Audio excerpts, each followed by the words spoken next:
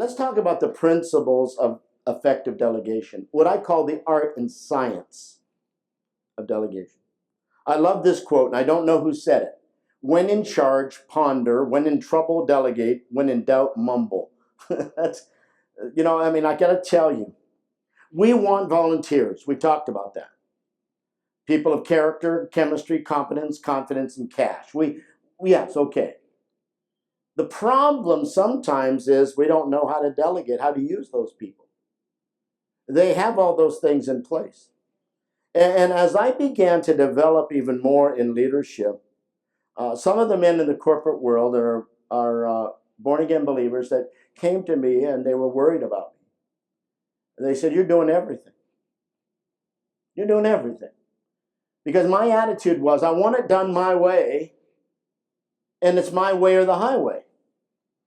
I want everything done the way I want it done. And that's hard, especially in ministry, because you have an idea in mind, because God created a leadership in you.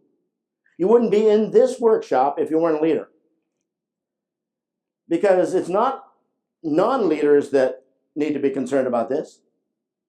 It's leaders that know they can't do everything, but are trying anyways. And so I believe that delegation is one of the most important management skills that has to be constantly improved. I am still working on this, and I will be dead before I finish learning this. See, it's more than just the art of recruiting and wooing willing volunteers. You go up to somebody and say, please, please, and they say, yes, yes. It's the science of utilizing effective principles that are transferable, they're measurable, and repeatable. In other words, if you learn to delegate, the people that you delegate to will learn to delegate to others. 2 Timothy, the things that you've heard in the presence of many witnesses, these entrust to faithful men who will be able to do what? Teach others also. Generationalism. See, it's not just recruiting volunteers or workers or staff. It's properly managing them. And that's why delegation is both a science and an art. Don't miss that. And we've got to learn it. And it is biblical. Moses, remember? Jethro? Moses tried to do it all himself. He was killing himself. Read Exodus 18. So he was rebuked for not delegating. Remember the text? You will surely wear out both yourself and these people who are with you, for the task is too heavy for you. You cannot do it alone. He's not just saying, you know what, Moses, you're going to die. He's saying you're going to kill these people. Do you know how frustrating it is for people to try to get to you and you say to them, I can't, because I've got a stack of things, and you look at the list and you realize there are things that other people could do, you just haven't given them to others, or you don't have others to do? You're killed off. And that's exactly what I had to learn. Jesus delegated. Remember what he said in John chapter 10? He said, greater things that you will do. He left and said, greater things you will do, not greater in depth. Who could do greater in depth than the Son of God? But greater in extent. Jesus didn't say, you know what, I need to go to the Americas. I need to travel around the world presenting the gospel. Is that what he said? No, he passed the baton. He delegated. You can call it what you want, assigned it. He delegated. Paul delegated. Remember what he said? Titus, he said, go to the island of Crete.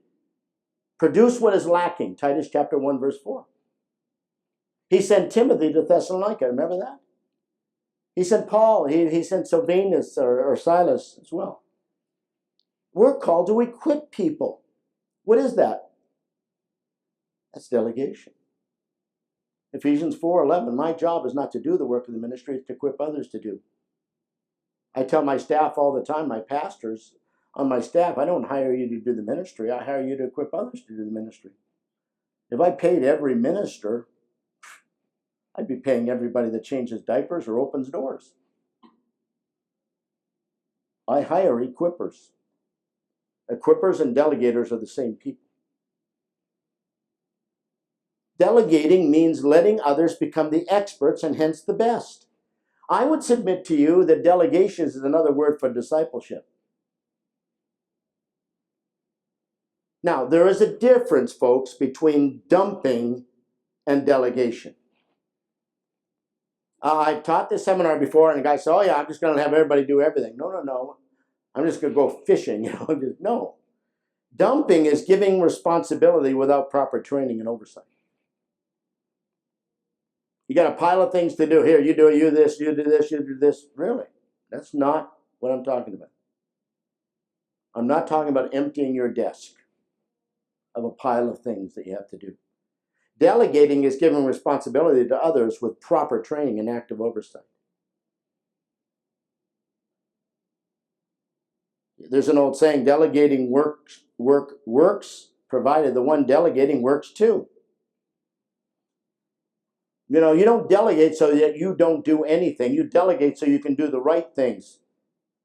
If you're a pastor, you delegate so that you can be about your priorities of equipping the saints, of preaching the word, of discipling people. See, people need to know that you're delegating to them so that you can be freed up to do what God has called you to do. Oh, my friend, does that motivate people? So you teach the word of God, let's say, and they love your teaching. And you say to somebody, you know, in order for me to effectively teach, I need your help. Well, what do you need? Well, I need you to answer some phones for me. Because they're not going to study the Greek text or the Hebrew text for me. Or maybe they can. I've asked people that are scholars to say, can you help me? Do you know how much people, when I preach, when they know that they've answered phones or done this or done that or whatever it is, including getting me a glass of water on a Sunday morning before I preach, how much they feel a part of that? If you tell them they're a part, that I would not be standing there if it wasn't for them that did this and that. They feel a part of that. That's delegation, because that's discipleship. It's not assignment without purpose. They need to know that they're doing what Acts 6, remember that? When the apostles delegated to the deacons so that the apostles could be about the task of prayer and the word. Do you think Stephen wasn't capable to be a man of prayer and the word? But you know what? He saw it as his privilege to free up the apostles for that. Don't miss that, folks. You think delegating is down? No. See, effective delegation saves time. It develops people. It grooms successors. It motivates and equips others. And guess what it does? It helps us clarify our role, define and refine our tasks. Because when you're delegating, you have to say, should I do that or shouldn't I? What are my priorities? But ineffective delegation causes frustration. It demotivates people. That's what I'm saying. We lose volunteers because we did it poorly. It confuses people. It prevents the task from being completed. It discourages. And it causes the organization to be dependent on new people from the outside. Andrew Carnegie said this, no person will make a great business who wants to do it all himself or get all the credit. So I want to talk to you, and this is not about delegation itself, all right? What are the steps to it? And I could spend an hour telling you the value of it, but let's just go with the steps. Here's how you do it. It's on your outline. I laid this out clearly for you. First, you identify the task, because you better figure out whether that's something that should be delegated. Do you think it would be appropriate if I delegated the writing of my sermons to somebody else? Well, I don't think so. Do you? There are certain things that I need to do as a pastor teacher, or I need to do as the president of Jaron Ministries. See? You delegate, you don't abrogate. You know what abrogate means? You don't give up your responsibility. I know people that delegate everything. They see people as slaves. They're users and abusers. That's not what I'm suggesting. Identify the task. Secondly, clarify it. One of the big problems about volunteerism is that we're not clear what we expect. I want you to work with youth. What does work with youth mean? I can't close my eyes and see that. What does it mean? So you need to answer the questions: who, what, where, when, how, and why. Well, I want you to do the junior high group on Wednesday night from 7 to 8:30, and here's exactly what I want you to do. People need that. You don't just go to somebody and say, I want you to work with youth. What does that mean? And then you need to clarify who else needs to know what's going on. Don't leave the person to inform. Imagine saying to, let's suppose that you have a junior high director, right? But you say to somebody on a Sunday, hey, would you help with junior high? But you didn't tell your junior high director. And they go to the junior high director and say, oh, by the way, I just want you to know I'm going to be doing such and such. You've now discouraged your junior high director. One of the things that we do is we delegate around the other people and under and over the other people instead of involving people. So you got to be very careful when you clarify the task. Select the individual or the team. And you have to ask the questions. What are your reasons? What are the benefits? What are the liabilities? If you're going to pick somebody working in a certain department, you got to say, oh, by the way, here are the risks. Here's the challenges. And then assess their ability. Are they capable? Not just willing. Some people just, well, I'll just get anybody that's willing. Sometimes it's better not to have a volunteer than to have the wrong one. What do they need to do to be successful? That's your job as a leader. And explain the reasons for the task being delegated. Okay? In other words, you have to answer the question, why aren't you doing it? And why are you delegating it to that person? What's its importance, its relevance? Does it fit in with the overall scheme? What's the big picture, and so forth? Next, number 5, state the expected results. What has to be achieved? How are the tasks going to be measured? In other words, you don't just assign somebody a job. You ask, and by the way, here's how we'll know you're going to be successful.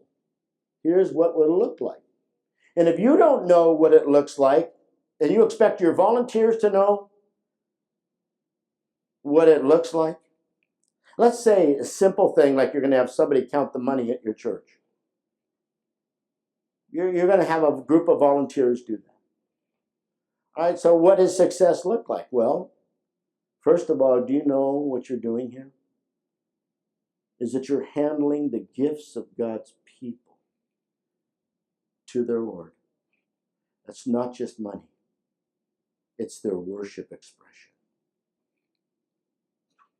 Secondly, you need to be careful and protect. That's why there's 3 or 4 of you, because human nature. Thirdly, I want you to pray over every dollar that came in, that God would use it for his honor and glory and give the leaders wisdom to dispense those monies. 4, your job is to protect. But should somebody want to steal that money, don't you give your life for this, because you're more important. Do you know what that does to a volunteer that just on a Sunday morning is going 1, 2, 3, 4, 5? They feel a part of a team. And you've communicated that. And you know how we'll be successful? We're going to see God magnify that. We're going to see not the money, more money or this and that, but we're going to see God give us a right perspective on it. Number 6, consider the resources required for the task to be completed effectively. All right? Discuss it with the person. Agree. Well, here's what we believe the job is. Do you agree to that? Be specific about equipment and money and materials and so forth. Then agree to the specific deadlines in advance. In other words, if you're giving them a short-term job, when do you expect the job to be done? So often we assign people and we don't tell them when. People will always go slower than expected. And if it's an ongoing duty, then how are you going to inspect what you expect? If it's an ongoing thing, then when do you expect some report and so forth? And make the methods of checking, controlling clearly stated and agreed upon. Because if you don't, they're going to see you as not trusting them. See, you're going to say to the person, and by the way, once a week I'm going to call you and check on you. If you don't tell them that, and once a week you call them and check on them, what are they thinking? You don't trust them. So you tell them about your reporting function. All right, the next thing is you provide regular support and communicate often. Now, for example, you need to be clear. I'm going to phone you once a week. I'm going to email you once a week. I expect a face-to-face once a week, or whatever way. My staff knows they have to give me a written report every Tuesday. Because we're such a large church, I want a written report every Tuesday. And with how they're doing, what can I pray for? How's their family? Who are they equipping? What are their needs? How can we help them? What can we do at staff meeting? What can we do in elder meetings? How can we make their job better? Every Tuesday. Now, I take that, and then I meet face-to-face with them. And I can get past that and just pray with them. We already got the details down. It helps them to think, us to think, and they know that it's due every Tuesday. I'm not suggesting you have to do that, but that's just a standard I have, because it makes it easy for me now to have a relationship with them, because I don't have to deal with all the details. And now I can go one-on-one with them, and how are you doing? I already know what you're doing. How are you? Provide regular support and communicate often. Give feedback on the results. People need to know how they're doing. Now, let's talk about levels of delegation, because when we think delegation, we think handing a person something. Now, obviously, the more reliable a person is, the more experienced a person is. Maybe somebody comes into your ministry from another ministry and they already know what they're doing. Or maybe they come in from another church and they already know what they're doing. So there are levels. Let's talk about basic delegation. First of all, here's how you generally do it. And by the way, these are also principles for discipleship. All right, look at them. Numbers 1 to 6. Are they on your outlines there? First, I do it and you watch. Let's suppose that I'm going to delegate a responsibility to handle our international website. So I'm going to turn it over to somebody, which I recently did. So I do it, and they watch, and they ask me questions. Then the next time we meet, we do it together, and then I ask you questions. Then the next time you do it, and I watch, and I just inspect what I expect. Don't say a word. Then the next time you do it alone, and I support and encourage you, and the next time you do it, and somebody else watches. Okay? Now that's basic discipleship, isn't it? You want to teach somebody to teach. What do? I do it, they watch. All right? Then we do it together. I'm there together, team teaching. Then another time I'd be in the room, they teach, I watch. The next time I'm out of the room, and guess what? Then the next time they're in a room and I send somebody else to watch them, and they report back. Standard stuff. But now, let's go to advanced delegation. All right? And let me put it in forms of statements, all right? Level 1, and by the way, these go from 1 at the bottom to 8 at the top. And by the way, what this is now is a progression of trust. Look at my big brown eyes again. The Bible never commands you to trust anybody. Ever. There's not one verse in the Bible that says trust anybody except the Lord. It doesn't say people didn't trust. Proverbs 31:11 talks about the husband that trusts his wife and the wife that trusts the husband. But it's a byproduct of fellowship. Did you know that? I don't trust you. I love you. I don't expect people to trust me. But trust can happen.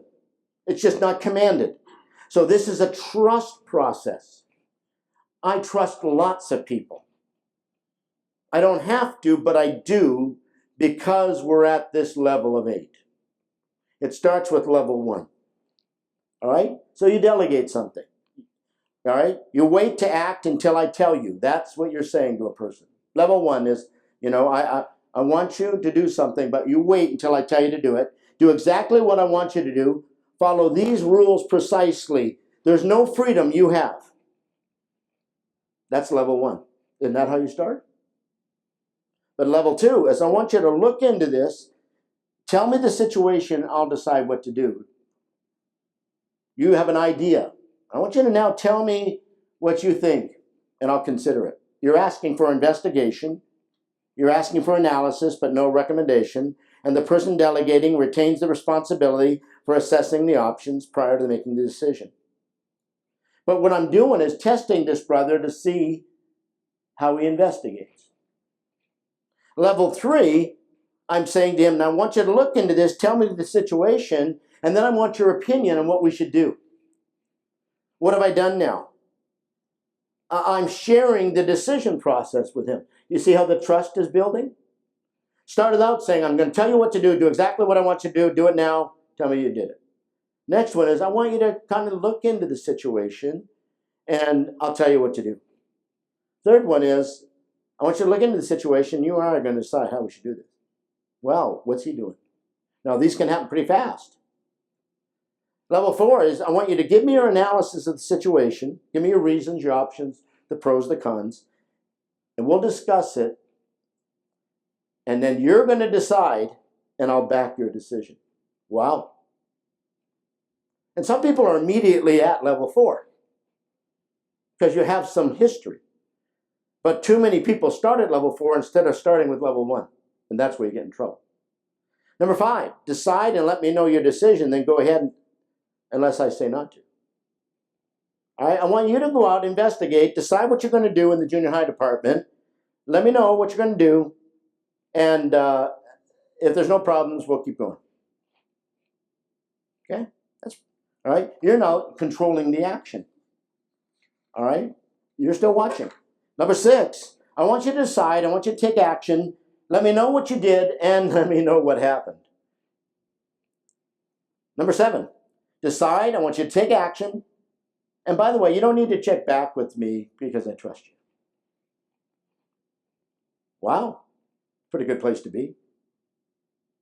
Too many of us put people there right away. Then we get in trouble.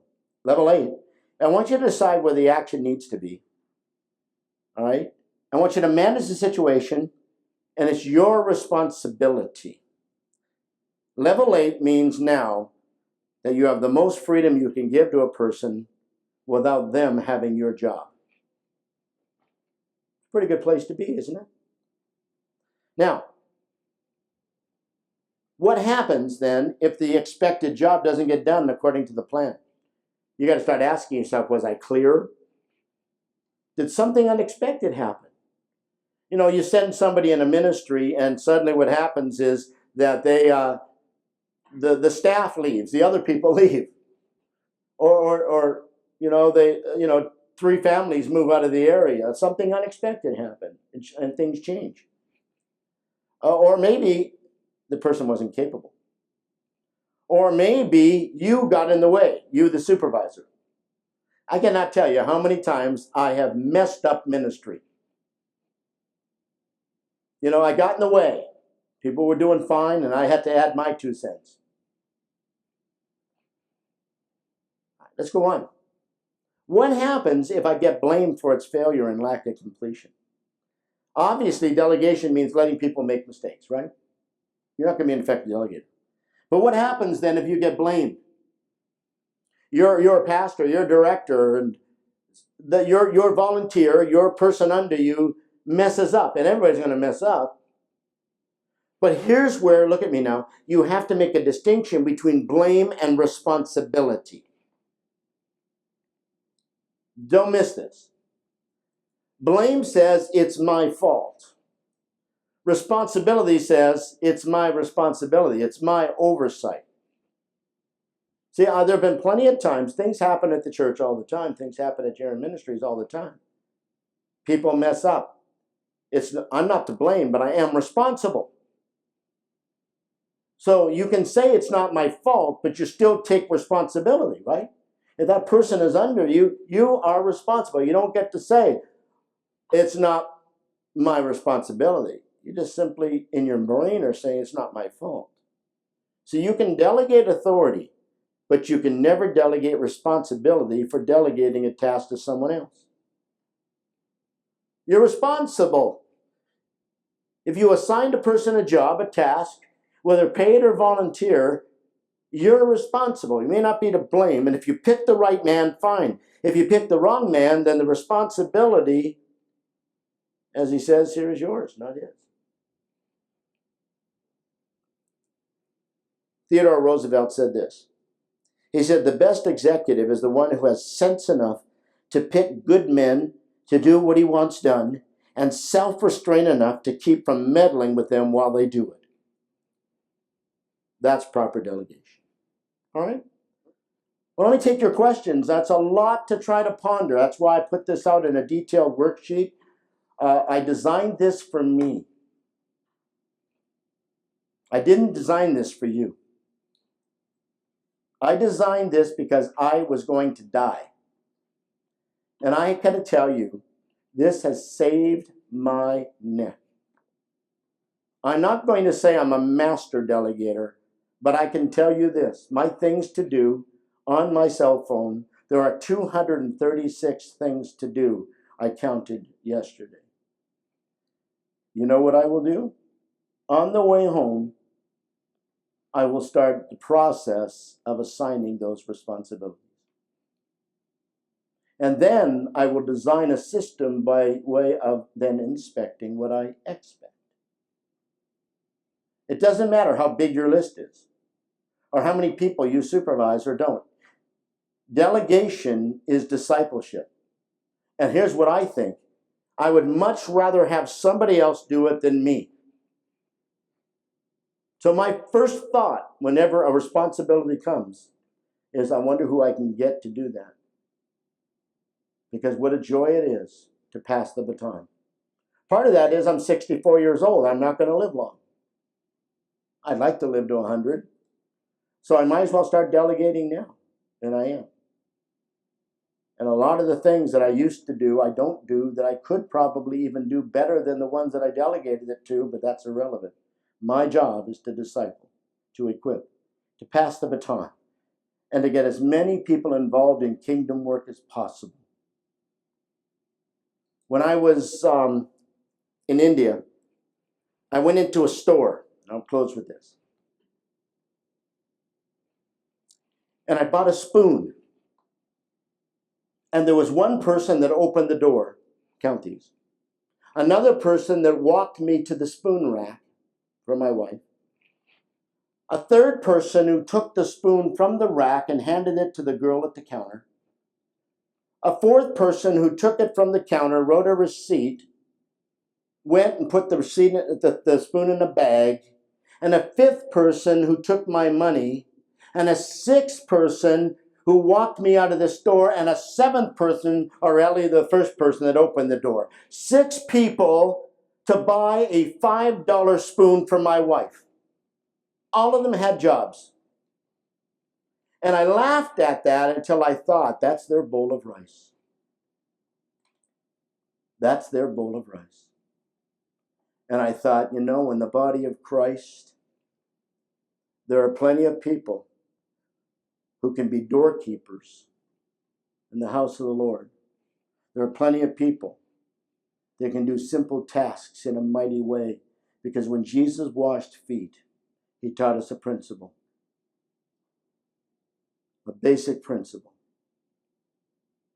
That the more menial the task, often the more love is expressed. Don't be shy about delegating even the simplest of responsibilities so a person can feel like they're involved in kingdom work. Amen?